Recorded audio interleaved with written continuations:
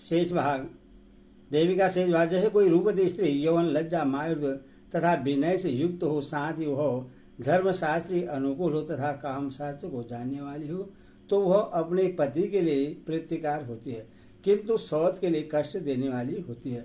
सौत के लिए मोह तथा दुख देने वाली होने पर भी कुछ लोगों के द्वारा वह सत्व गुण गुणी कही जाती है, और सत्व गुण के अनेक शुभ कार्य करने पर भी वह सौतों की विपरीत भाव वाली प्रतीत होती है।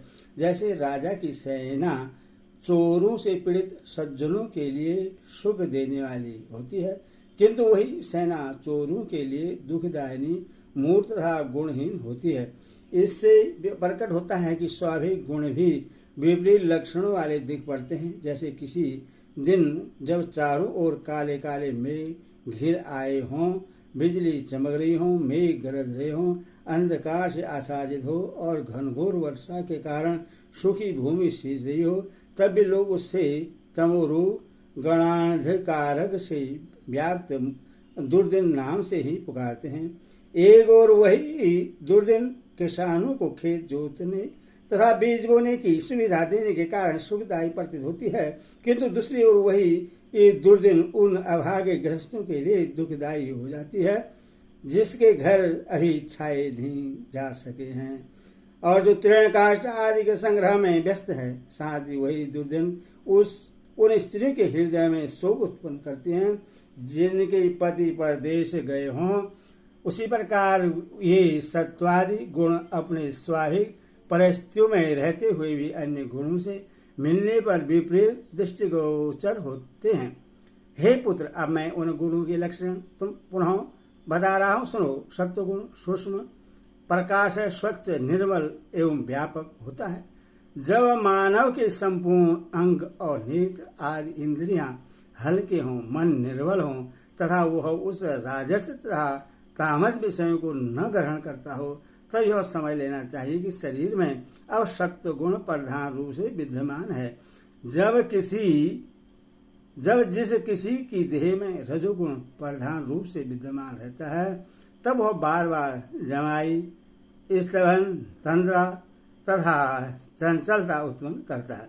उसी प्रकार जब अत्यंत कलह करने का मन चाहता हो, अन्यंत्र जाने की इच्छा हो, चित्त चंचल हो और वाद विवाद में उलझने की प्रवृत्ति हो, मन में काम भावना का गहरा पर्दा पड़ जाए, तब यह समझ लें कि शरीर में तमोगुण की प्रधानता है। उस समय शरीर के अंग भारी हो जाते हैं, इंद्रियां तामसिक भावों के वशीभूत रहती है, चित्त विमूढ़ रहता है और वह निद्रा की इच्छा नहीं करता। हे नारद, इस प्रकार सभी गुणों के लक्षण समझना चाहिए। नारद जी बोले, हे पितामह, आपने तीनों गुणों को भिन्न भिन्न लक्षण वाला बतलाया, तो फिर ये एक स्थान में होकर निरंतर कार्य कैसे करते हैं?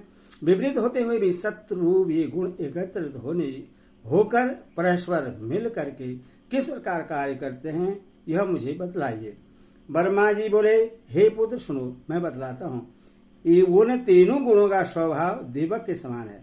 जैसे दीपक में तेल, बत्ती, अग्नि, शिखा तीनों परस्पर विरोधी धर्म वाले हैं, परंतु तीनों के सहयोग से ही दीपक वस्तुओं आदि का दर्शन कराता है। यदि आग के साथ मिला हुआ तेल आग का विरोधी है और तेल बत्ती तथा अग्नि का विरोधी है, तथा वे एकत्र होकर वस्तुओं का दर्शन कराते हैं।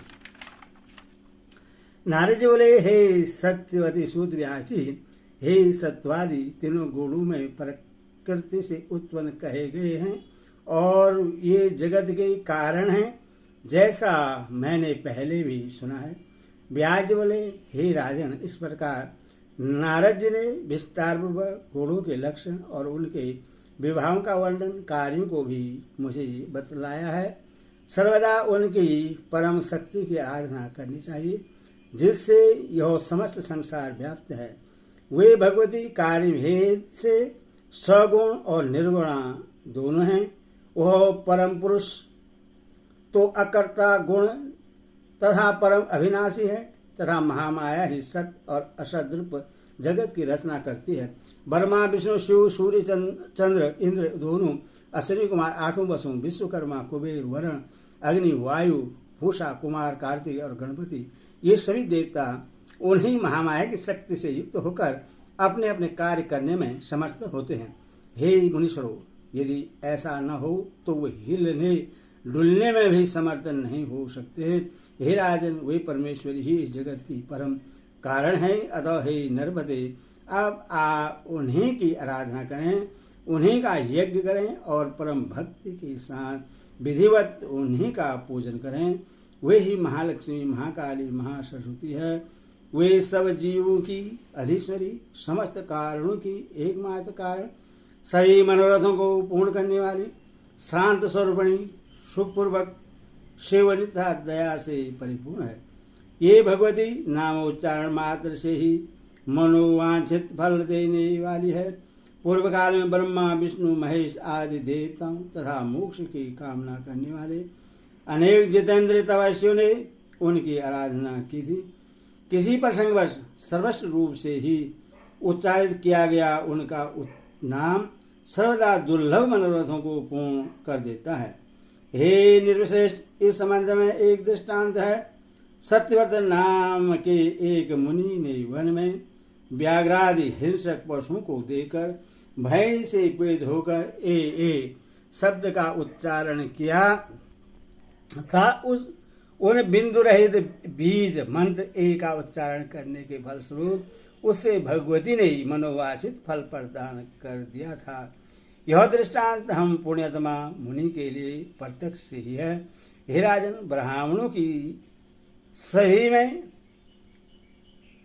की सभा में विद्वानों के द्वारा उदाहरण के रूप में उस सत्यव्रत के कहे जाते हुए संपूर्ण आख्यान को मैंने विस्तार पूर्वक सुना था। सत्यव्रत नाम वाले और निरक्षर तथा महामूर्ख ब्राह्मण ने वह ए शब्द एक कोल के मुख से सुनकर स्वयं में उसका उच्चारण किया।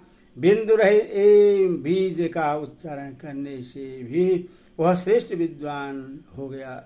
एकार के उच्चारण मात्र से भगवती प्रसन्न हो गई और दयार्थ होकर उन परमेश्वरी ने उसे कविराज बना दिया।